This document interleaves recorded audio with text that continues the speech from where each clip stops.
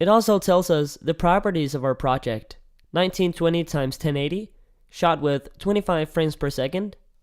The audio is stereo. The duration of our file is 47 seconds, and it's going to be exported as a QuickTime movie. It also tells us the estimated file size, which in my case is 1.13 gigabyte. Now you can either choose to click Next, which will take you to where you choose the file destination, or you can expand this even further by clicking Settings. The Settings menu gives us access to further adjust the settings of our file. So we can see that we're exporting a master file.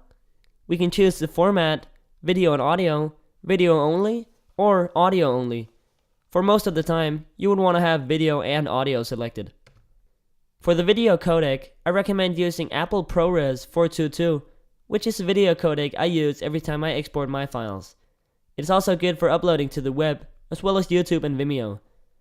It's also very great quality, as you can see in the file size below. There might be good reasons to use other video codecs, but generally speaking, I would recommend Apple ProRes 422. Again, you can see resolution, which is Full HD. Then we have the audio file format, which is a QuickTime Movie Linear PCM, which stands for Uncompressed Audio, which is the absolute best. Then we have the option of including chapter markers, but since I have no chapter markers in this project, I'm going to uncheck this. After it's been exported, you can either choose to open it with QuickTime Player, you can add it to the iTunes library or GarageBand, or you can simply have it do nothing.